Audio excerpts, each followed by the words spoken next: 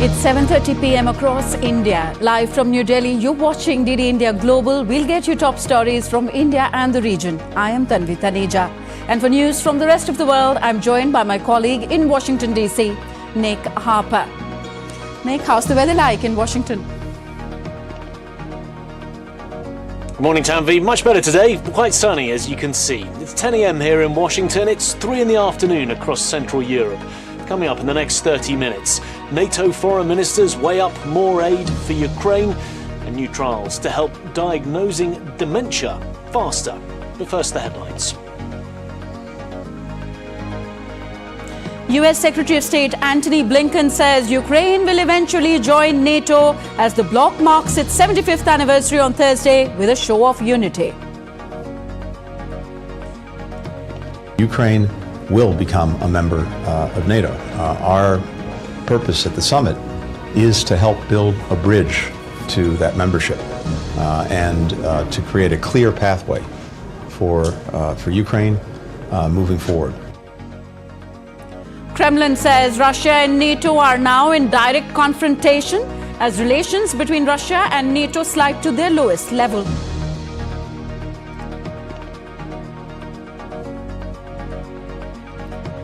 Israel signals its military's investigation of an airstrike that killed 7 aid workers in the Gaza Strip to take weeks. And Taiwan condemns China for accepting the world's sympathy for the deadly quake that hit the self-governing island, calls it shameless. Injuries cross 1,000.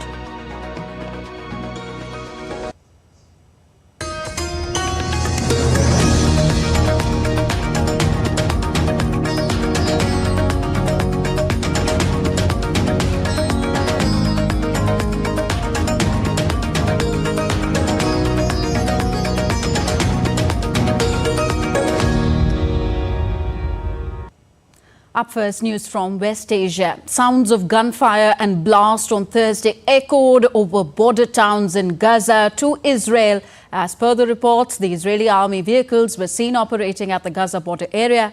Aid parcels were dropped into Gaza, seen from the Israeli side of the border on Thursday.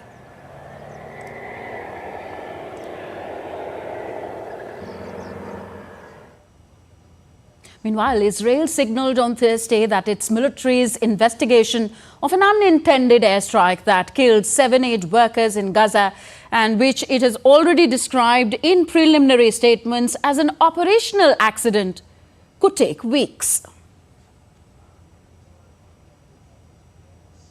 Further, world leaders continue to condemn the attack on aid workers in Gaza, even as Israel says the strike was a grave mistake and has apologized for the incident. In an emotional interview on Wednesday, World Central Kitchen founder Jose Andres said that the attackers targeted his aid workers systematically, car by car. Monday's strike, which killed 7 members of the staff, was not a mistake, he said, repeating that the Israeli forces had been told of the aid workers' movements beforehand. This happened over more than 1.5, 1.8 kilometers. So this was not just a bad luck situation where, we dropped the bomb in the wrong place or no, this was over 1.5, 1.8 kilometers with a very defined humanitarian convoy that had signs in the top, in the roof, a very colorful logo that we are obviously very proud of, but that's very clear who we are and what we do. Meanwhile, after Monday's attack, the United Nations on Tuesday announced a 48-hour suspension of nighttime aid movements in Gaza, which will end on Thursday night. 7 aid workers were killed in an Israeli airstrike in Gaza on Monday night when they were leaving the Deir al-Bala warehouse after unloading food aid there. US President Joe Biden and Israeli Prime Minister Benjamin Netanyahu are scheduled to hold a phone call on Thursday. US Secretary of Defense Lloyd Austin on Wednesday urged Israel to take concrete steps to protect aid workers and civilians in Gaza.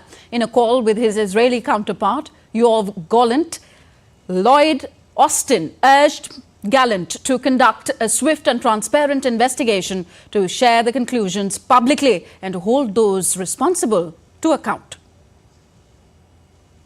Now, Iran continues to blame Israel for the suspected airstrike on the Iranian consulate in Syria on April the 1st. Iran's supreme leader Ayatollah Ali Khamenei has said that Israel will be slapped for the same. 2 Iranian generals and 5 military advisors were killed at its embassy compound in Damascus. Israel has not yet claimed any responsibility for the strike and has boosted its defences after Iran's revenge threat. DD India's Sarah Coates sent us this report from Tel Aviv.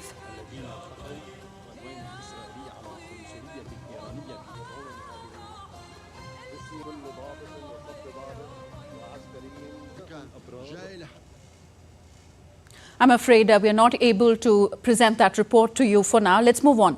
A member of Israel's war cabinet, Benny Gantz, has proposed holding the national election in September, citing domestic and international pressure amidst the Gaza conflict. Mr. Gantz said that setting a mutually agreed upon election date would provide an opportunity for the Israeli society to reaffirm its relationship with its leadership. In order to maintain unity and to overcome the challenges facing us, the public must know that soon we will once again ask for their trust, that we will not ignore the massacre of October 7 and that which preceded it. Therefore, we must agree on a date for elections in September, towards a year to the war, if you will. On to Europe now.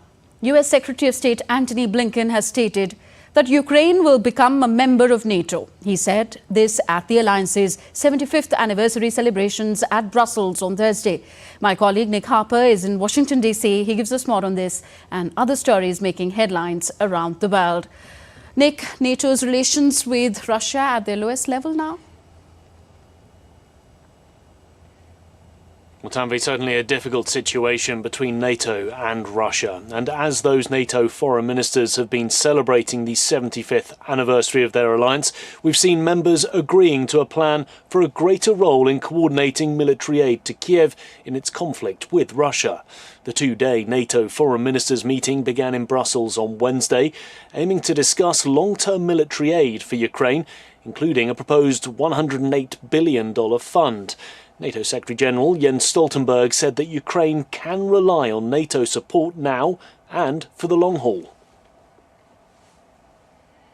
In our meeting today, we discussed how to put our support on a firmer and more enduring basis for the future. All allies agree on the need to support Ukraine in this critical moment. There is a unity of purpose. Today, allies have agreed to move forward with planning for a greater NATO role in coordinating security assistance and training. The details will take shape in the weeks to come. But make no mistake, Ukraine can rely on NATO support now and for the long haul. Well, after meeting Ukraine's Foreign Minister Dmitry Kuleba at the NATO meeting, US Secretary of State Antony Blinken stated that Ukraine will become a member of NATO. He said the alliance's anniversary summit is helping to build a bridge to that membership. Ukraine will become a member of NATO. Our purpose at the summit is to help build a bridge to that membership and to create a clear pathway for Ukraine moving forward.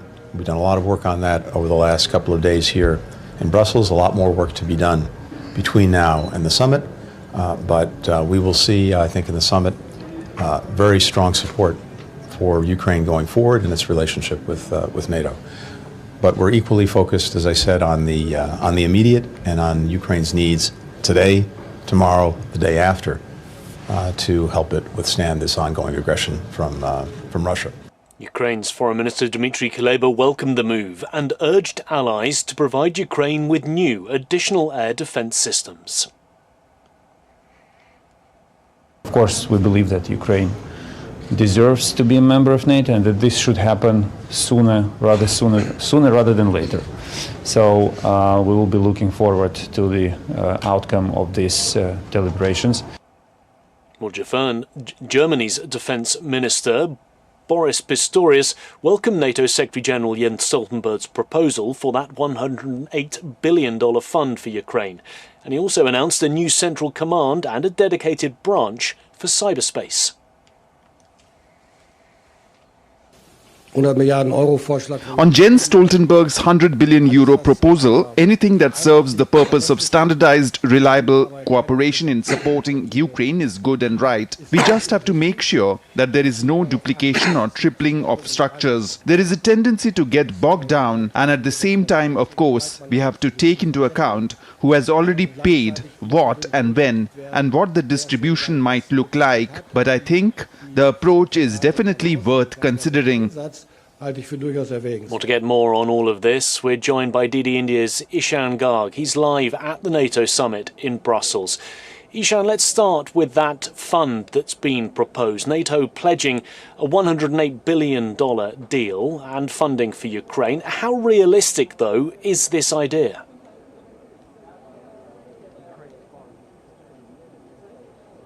Well, we're already hearing some concerns that not all members of the alliance are on board with this idea, and there's also some concerns about a lack of clarity over how this money is going to be pooled in and how it's exactly going to be dispersed to Ukraine. And now, of course, Jens Stoltenberg, who's the Secretary General, has been saying that they are still working on this idea and they will keep working on it in the weeks to come until the Leaders Summit in July. But for now, there is no clarity on how member states are going to chip into this fund and how it's going to be dispersed. So that's one of the big concerns right now. But apart from that, Dmitry Kuleba, who was here attending the NATO-Ukraine Council meeting, said that the immediate requirement for Ukraine would certainly be the missile defense systems. And he said that he wasn't here to spoil the birthday party of NATO, but it's one thing that was at the top of his agenda. That's certainly something that the Ukrainian foreign minister has talked about with his NATO partners. And going forward, this is going to be, we'll see how NATO is going to deliver on these specific asks by Ukraine, as well as on the bigger $108 billion fund that it's pledged. And NATO leaders are also wrapping up a meeting with representatives from Asia-Pacific countries. What's being discussed there?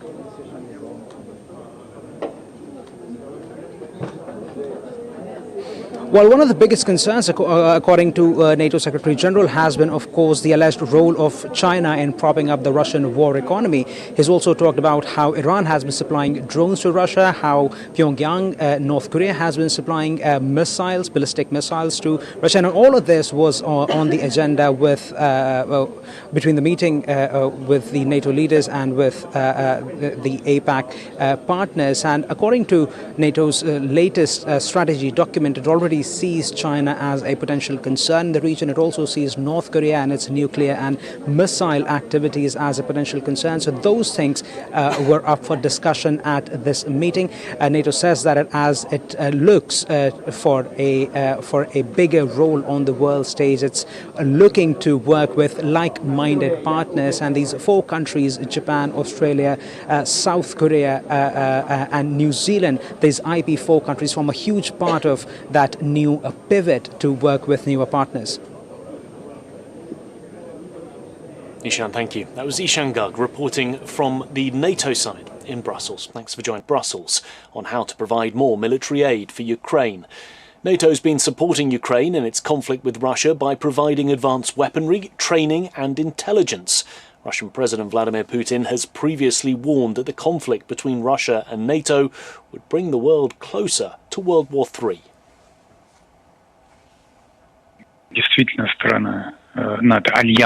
In fact, these relations have now slid to the level of direct confrontation. Indeed, NATO countries and the alliance itself are already involved in the conflict around Ukraine. NATO continues its movement towards our borders, expanding its military infrastructure towards our borders. DD India's Dasha Chernyshova sent us this report from Moscow.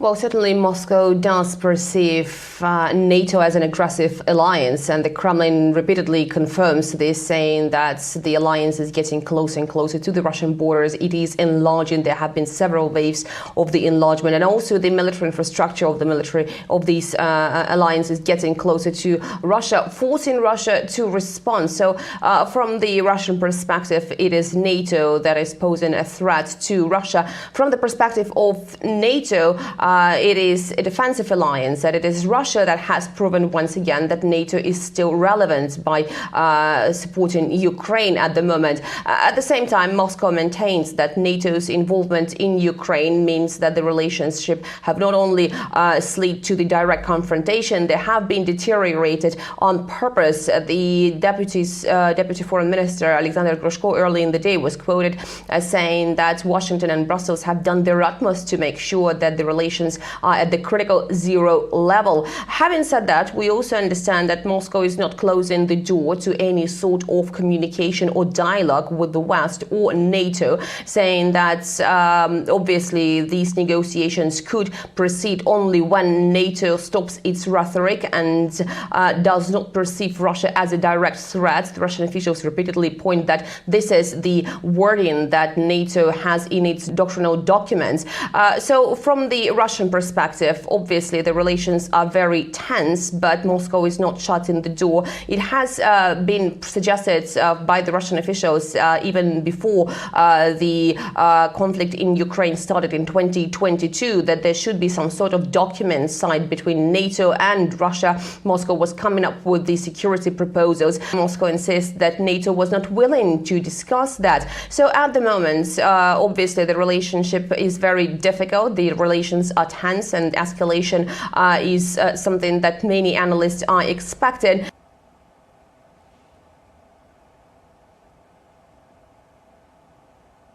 To France now, where French President Emmanuel Macron has met Australian Chancellor Karl Nehammer at the Élysée Palace in Paris to hold talks on European defence and security. The leaders are discussing the European Union's support to Ukraine in its conflict against Russia. Emmanuel Macron said France and Austria will continue to support Ukraine as long and as vigorously as needed.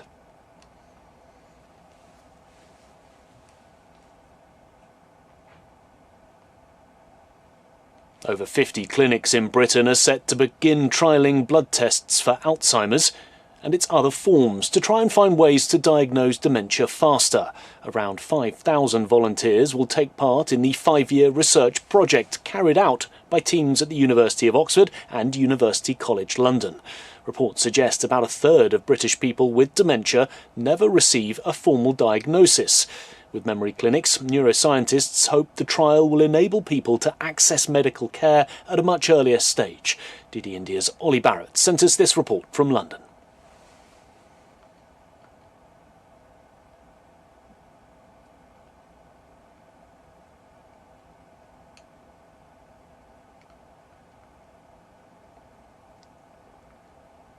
Well, this is a 5-year project that will look at blood tests involving around 5,000 volunteers. It's research by University College London and the University of Oxford. Scientists will look at several different types of blood tests which might be more cost-effective and also potentially help doctors spot signs of dementia earlier.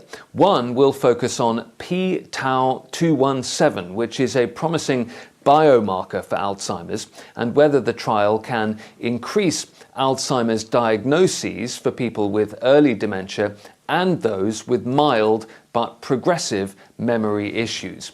And if new treatments do come on the market in the years ahead which can slow Alzheimer's down, then early diagnosis could help thousands of patients in the future.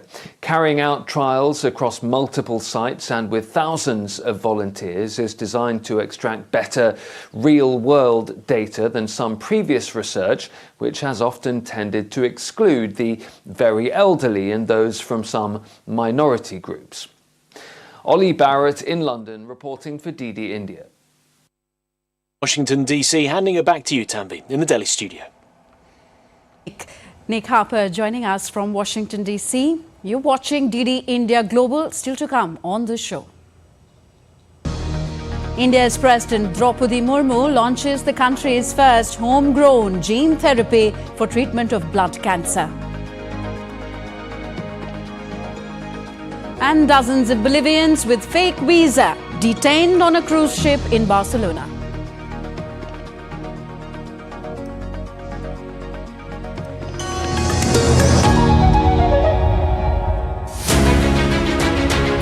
as the cycle of accountability returns.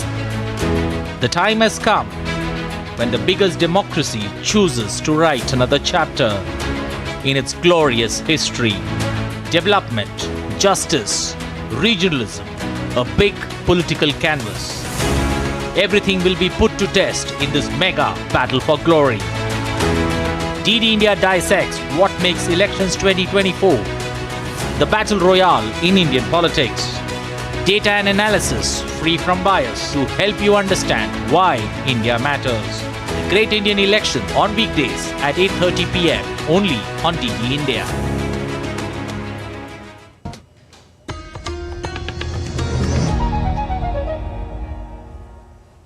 Welcome back. You're watching DD India Global. I am Tanvi Taneja. Back to Asia now. In the aftermath of a deadly earthquake that caused massive destruction in Taiwan on Wednesday, more than 1,000 are now reported to be injured, with only 10 deaths reported. Firefighters also said that their workers found a dead body in the rubble on a hiking trail near the entrance to a gorge on Thursday in Hualien, a day after the quake. The discovery of the body took the total death toll from the quake to 10. Rescue operations are underway to look out for people still trapped under the rubble. Helicopters are being used by rescuers to lift stranded people, while some government personnel were deployed to help residents collect their valuables from destructed buildings. Meanwhile, Taiwan has condemned China as shameless after Beijing's deputy ambassador to the United Nations thanked the international community for its concern about the strong earthquake on the island nation. China claims democratically governed Taiwan as its own territory and also claims the right to speak for it on the international stage, which angers Taipei. And India's President Draupadi Murmu launched the country's first homegrown gene therapy for cancer treatment at the Indian Institute of Technology, IIT Bombay. Gene therapy is used mainly to treat blood cancers and have burgeoned in the past few years. It will cost 1/10 than that of comparable commercial products available globally.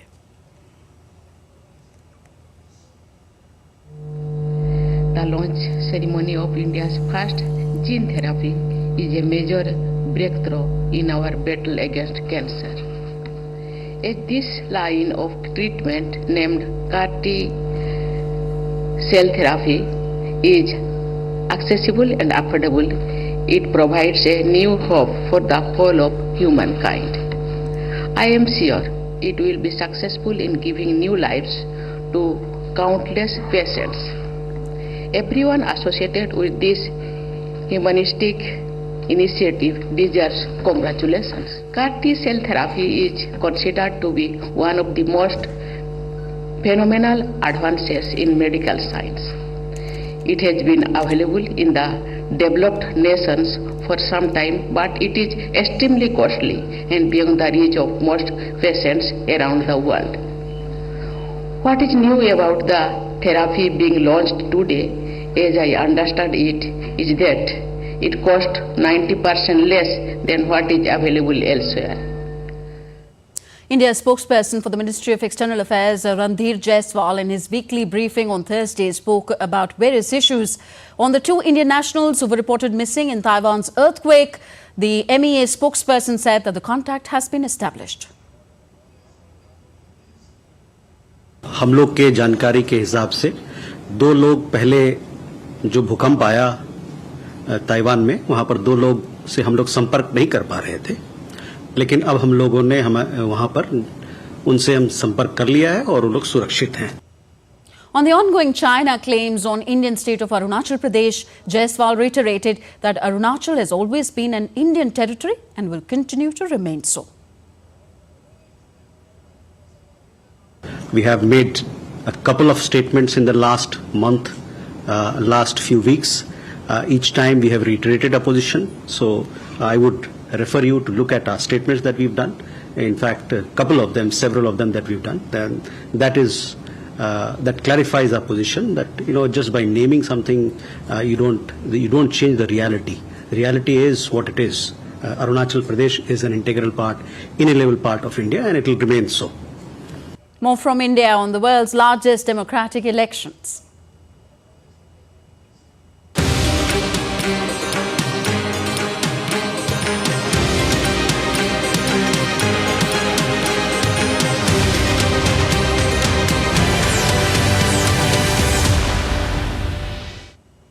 So leaders of different political parties have intensified their election campaigning. Prime Minister Narendra Modi addressed a public meeting at Jamui in the state of Bihar. It was the BJP leader's first rally in Bihar since the announcement of the election dates. He warned the opposition of the anger amongst people towards their corrupt practices. And now we take a look at other stories making news around the world.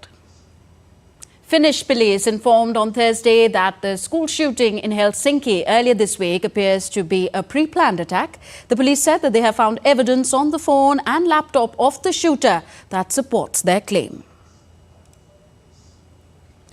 Dozens of Bolivians travelling with false travel documents were detained on a cruise ship in Barcelona on Thursday. The cruise ship MSC Armonia was allowed to continue its journey after authorities discovered the Bolivian nationals' visas as invalid. The 69 Bolivians will be taken to another boat while authorities process their cases to make appropriate judgments.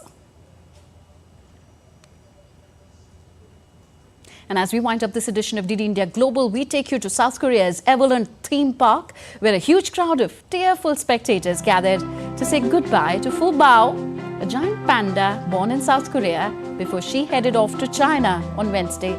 Roughly 5.5 million people have visited the park to see Fu Bao since 2020.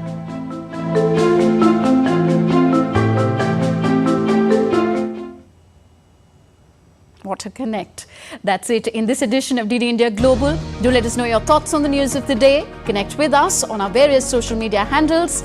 That's it in this program. I'm Tanvi Taneja from my entire team in New Delhi. Thank you for watching. Namaskar.